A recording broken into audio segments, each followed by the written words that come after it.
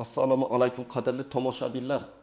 Bugun men siz bilan shunchaki muhim mavzuni emas, balki so'nggi paytlarda ko'pchilikning uyqusini o'g'irlayotgan va jiddiy xavotirlarga sabab bo'layotgan bir masalani muhokama qilmoqchiman. Gap shundaki, internetda va ijtimoiy tarmoqlarda kartadan pul o'tkazmalariga 23% soliq solinadi. Bu tasdiqlandi degan mish-mishlar juda tez tarqaldi. Bu xabar albatta juda ko'p savollarni, tushunmovchiliklarni va hatto vahima uyg'otdi. Har biringiz o'ylayapsiz, bu meniga ham taalluqlimi? Endi men ham 23% soliq to'lashim kerakmi? Qanday qilib? Nima uchun? Aynan shu savollarga bugun to'liq va aniq javob berishga harakat qilaman. Shu sababli videoni oxirigacha diqqat bilan tomosha qiling. Chunki bugungi ma'lumot har biringiz uchun hayotiy ahamiyatga ega bo'lishi mumkin. Hozirgi vaziyatni to'liq tushunib olish uchun sizdan iltimos qilaman. Kanalimizga obuna bo'ling va ushbu videoga like bosing. Bu bizning jamoamizga shunga o'xshash muhim va aniq ma'lumotlarni sizga yetkazishda yordam beradi. Muammoning mohiyati. Avvallari qanday edi va hozir nima o'zgardi? Keling, avvalo shu 23% soliq degan gap nimadan paydo bo'lganini va aslida nima haqida ketayotganini aniqlab olaylik. Shuni ochiq aytishim kerakki, hozirgi kunda shaxsiy bank kartasidan boshqa shaxsning bank kartasiga amalga oshirilgan barcha turdagi o'tkazmalarga universal ravishda 23% lik soliq joriy qilingani haqida hech qanday rasmiy qonun, qaror yoki normativ huquqiy hujjat yo'q. Bu shunchaki noto'g'ri talqin qilingan ma'lumot yoki to'g'rirog'i mish-mishdir. Lekin nega bunday gap so'zlar tarqaldi? Buning sababi bor. So'nggi yillarda davlatimizda raqamli iqtisodiyotga o'tish, shaffoflikni oshirish va norasmiy sektor ulushini qisqartirish bo'yicha jiddiy choralar ko'rilmoqda. Ilgari ko'pchilik tadbirkorlik faoliyatini mayli u kichik biznes bo'lsin, mayli o'zini o'zi band qilish bo'lsin, shaxsiy kartalar orqali amalga oshirardi. Masalan, uyda tort pishirib sotgan ayollar, hunarmandlar, onlayn do'kon egalari, o'qituvchilar, taksi haydovchilari yoki turli xizmatlar ko'rsatuvchi shaxslar ko'pincha daromadlarini o'z shaxsiy bank kartalariga qabul qilishar va bu daromadlarni soliq organlarida ro'yxatdan o'tkazishga yoki ulardan soliq to'lashga odatlanmagan edilar. Bu esa afsuski davlat byudjetiga tushumlar kamayishiga va norasmiy iqtisodiyotning katta ulushini saqlanib qolishiga sabab bo'lardi. Hozirgi kunda esa banklarning soliq qo'mitasi bilan ma'lumot almashish tizimi takomillashdi. Soliq organlari endilikda fuqarolarning bank kartalari orqali amalga oshirayotgan pul o'tkazmalarini tahlil qilish imkoniyatiga ega. Bu shuni anglatadiki, agar sizning kartangizga muntazam ravishda katta summada ko'plab turli shaxslardan pul kelib tursa, soliq qo'mitasi buni shunchaki shaxsiy o'tkazma emas, balki tadbirkorlik faoliyatidan olingan daromad sifatida baholashi mumkin. Demak, asosiy o'zgarish shundaki, endi shaxsiy kartangizni o'zingizning tadbirkorlik faoliyatingiz uchun ishlatish xavfliroq bo'ldi. Aslida bu qonun buzilishi edi, endi esa uni aniqlash imkoniyatlari oshdi. Bu yangi 23% soliq degani emas, balki mavjud soliq qonunchiligini amalga oshirish va nazoratini kuchaytirish deganidir. Soliqlar esa O'zbekiston qonunchiligiga ko'ra tadbirkorlik faoliyatidan olingan daromadlarga har doim ham mavjud bo'lgan. Gap shundaki, endi ularni yashirish qiyinroq bo'ladi. Asosiy qismi nimalarni bilish kerak? Kim xavotirlanishi kerak va kim xavotirlanmasligi kerak?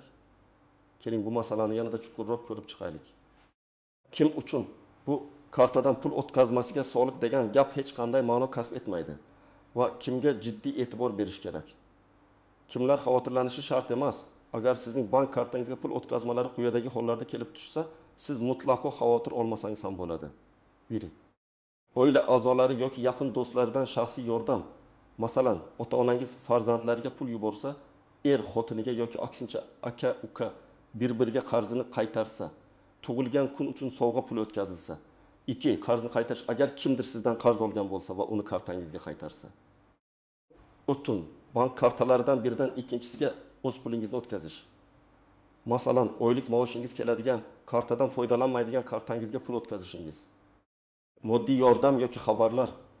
Masalan, baxtsiz hodisa tufayli yordam berish uchun do'stlar yig'ib pul yuborishsa yoki beg'araz xayriya o'tkazmalari. 5. Ish haqi, stipendiya, pensiya yoki nafaqalar. Bu turdagi daromadlar ish beruvchi yoki davlat tomonidan allaqachon soliqqa tortilgan yoki ular soliqqa tortilmaydi. Bu turdagi o'tkazmalar shaxsiy xarakterga ega bo'lib, ular tadbirkorlik faoliyatidan olingan daromad hisoblanmaydi va shuning uchun ularga soliq solinmaydi. Soliq organlari ham bu kabi shaxsiy o'zaro o'tkazmalarga e'tibor qaratmaydi. Misol bir Dilorom opaning vaziyati. Dilorom opa Toshkentda yashaydi. Uning o'g'li chet elda ishlaydi va har oy onasiga yordam sifatida o'z kartasiga $500, taxminan 6 million so'm o'tkazadi. Dilorom opa esa bu pullarni o'z ehtiyojlariga ishlatadi. Bundan tashqari, uning singlisi unga yaqinda olgan qarzini 1 million so'm qilib kartasiga o'tkazib berdi. Bu o'tkazmalar Dilorom opaning shaxsiy yordam va qarzni qaytarish maqsadidagi o'tkazmalari hisoblanadi. U hech qanday tadbirkorlik faoliyati bilan shug'ullanmaydi. Shuning uchun Dilorom opa hech qanday soliq to'lashi shart emas va u xavotirlanmasligi kerak. Bu holatda 23% soliq degan gap unga umuman taalluqli emas. Kimlar xavotirlanishi va e'tiborli bo'lishi kerak. Aslida bu kategoriya fuqarolarning shaxsiy kartalariga kelib tushadigan pul o'tkazmalari ortida tadbirkorlik faoliyatidan olingan daromadlar yashiringan holatlarni o'z ichiga oladi. Agar siz quyidagilardan biri bilan shug'ullansangiz va daromadingizni shaxsiy kartangizga qabul qilsangiz, siz jiddiyroq o'ylab ko'rishingiz kerak.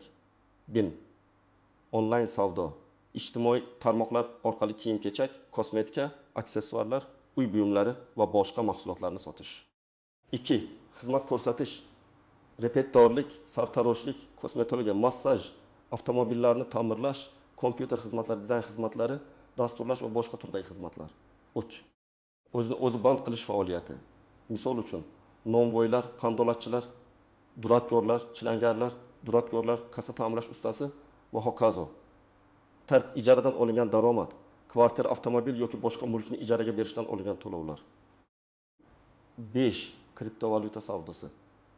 Yuqori daromadli, ammo nazorati qiyin bo'lgan operatsiyalar. Bu holatlarda sizning kartangizga kelib tushadigan pullar tadbirkorlik faoliyatidan olingan daromad hisoblanadi va amaldagi qonunchilikka ko'ra ular soliqqa tortilishi kerak. Soliq stavkasi esa siz tanlagan tadbirkorlik shakliga va faoliyat turiga bog'liq bo'ladi. Bu har doim ham 23% bo'lmasligi mumkin.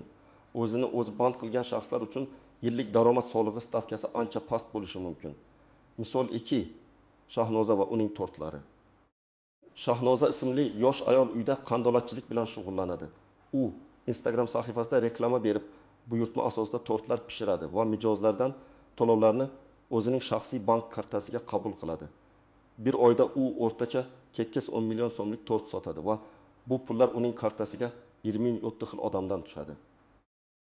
Bu holatda Shahnoza tadbirkorlik faoliyati bilan shug'ullanadi, lekin soliq qo'mitasida ro'yxatdan o'tmagan. Uning kartasiga kelayotgan muntazam va ko'p sonli o'tkazmalar soliq qo'mitasining e'tiborini tortishi mumkin. Agar uning faoliyati aniqlansa, undan o'tmishdagi daromadlar uchun soliqlar va jarimalar undirilishi mumkin.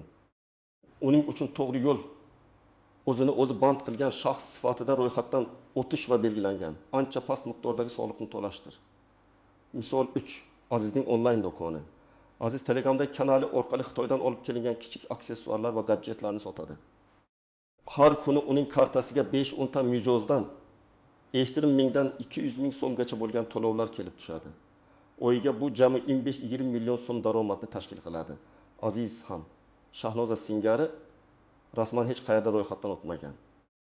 Uning holatida ham soliq qo'mitasi uning kartasidagi o'tkazmalar tahlili natijasida uning faoliyatiga qiziqishi mumkin. Agar uning faoliyati noqonuniy tadbirkorlik deb topilsa, u ham soliqqa tortiladi va jarimaga tortilishi mumkin. Aziz ham yakka tartibdagi tadbirkor sifatida ro'yxatdan o'tishi va soliq to'lashi kerak. Soliq stavkasi esa uning faoliyat turiga qarab belgilanadi va u 23% dan ancha past bo'lishi mumkin. 23% qayerdan kelib chiqqan? Bu raqam odatda yuridik shaxslarning, ya'ni korxonalarning ayrim turdagi soliq majburiyatlariga tegishli bo'lishi mumkin.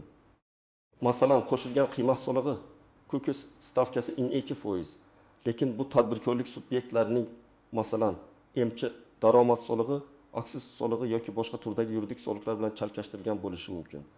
Jismoniy shaxslar uchun daromad solig'i stavkasi amalda 2% ni tashkil etadi, biroq alohida soliq rejimlarida bu ancha past bo'lishi mumkin. Misol uchun, o'zini o'zi band qilgan shaxslar uchun ijtimoiy soliq to'lovlari yiliga minimal miqdorda belgilanadi.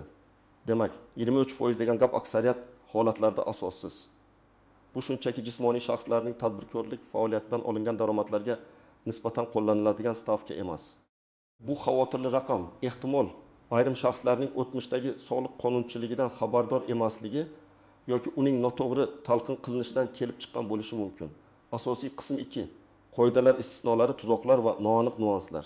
Endi esa soliq tizimining noaniq jihatlari, ehtimoliy tuzoqlar va ba'zi istisnolar haqida gaplashamiz.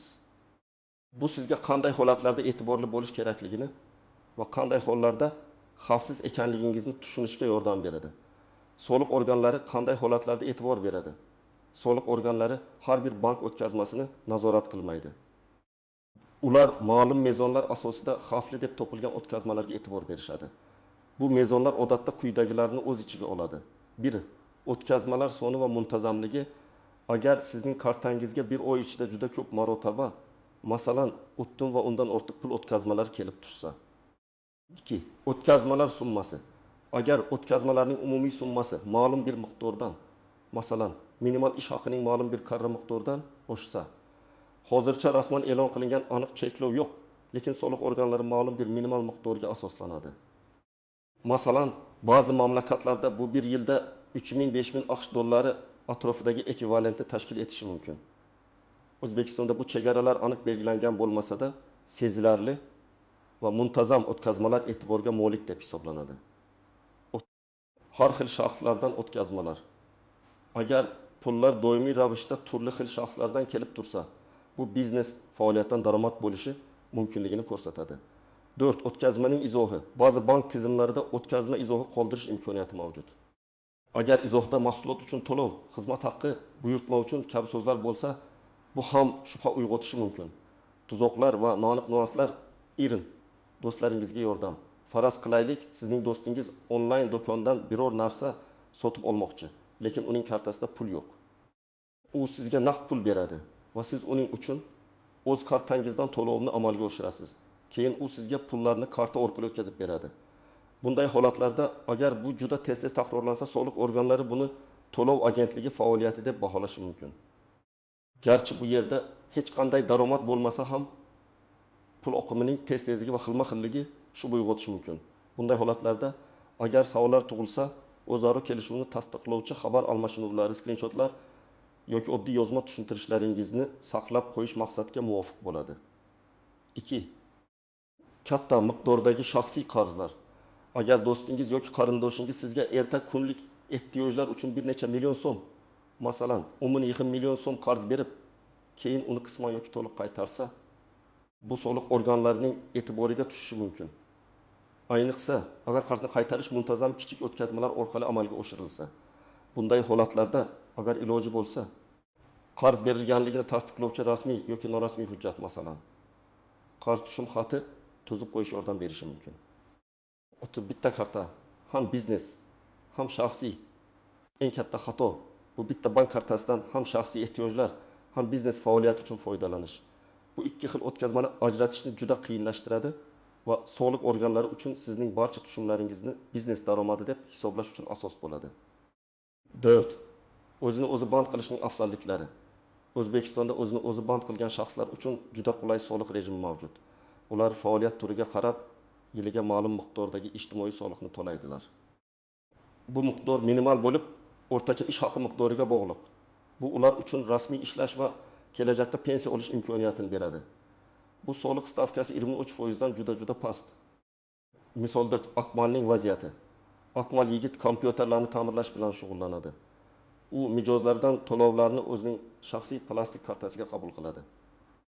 U muntazam ravishda haftasiga bir mijozdan 300 ming so'm miqdorida pul o'tkazmalarini oladi. Oyiga bu uning kartasiga taxminan 2-3 million so'm daromadni tashkil qiladi. Akmal o'zini o'zi band qilgan shaxs sifatida ro'yxatdan o'tmagan. Uning do'sti esa Akmalning kartasi orqali har oy o'zining do'stlariga pul o'tkazib turishini so'raydi. Chunki Akmalning ilovasida tez-tez bonuslar beriladi. Akmal rozi bo'ladi va shunday qilib uning kartasiga har xil odamlardan ko'plab o'tkazmalar kelib tushadi. Soliq organlari Akmalning kartasidagi bu ko'p sonli o'tkazmalarga e'tibor berishi mumkin. Agar Akmalning faoliyati o'rganilsa, u ham ta'mirlash xizmatlaridan olingan daromadlari uchun soliq to'lashga majbur bo'ladi va do'stining o'tkazmalari ham shubha ostiga tushishi mumkin. Akmalga maslahat.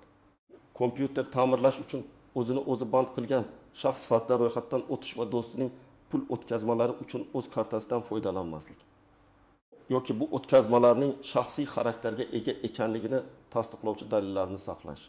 Yuridik oqibatlar: agar sizning tadbirkorlik faoliyatingiz oshkor etilsa va siz soliq to'lamagan bo'lsangiz, soliq kodeksiga muvofiq sizdan 60dagi soliqlar, penya muddatda to'lanmagan soliq uchun jarima va jarimalar undirilishi mumkin. Jarimalar miqdori hisoblanmagan soliq summasiga bog'liq bo'lib, juda katta bo'lishi mumkin. Ba'zi hollarda agar soliqdan bo'yin tovlash juda katta miqdorda bo'lsa, jinoiy javobgarlik ham yuzaga kelishi mumkin. Shu sababli bu masalaga jiddiy yondashish juda muhimdir. Amaliy maslahatlar: tomoshabin nima qilishi kerak? Xo'sh, agar sizning vaziyatingiz yuqorida aytib o'tilgan xavotirlanishi kerak bo'lganlar qatoriga kirsa, endi nima qilish kerak? Qo'rquvga tush emas, balki amaliy choralar ko'rish kerak. Mana sizga aniq ko'rsatmalar. Bir faoliyatingizni rasmiylashtiring.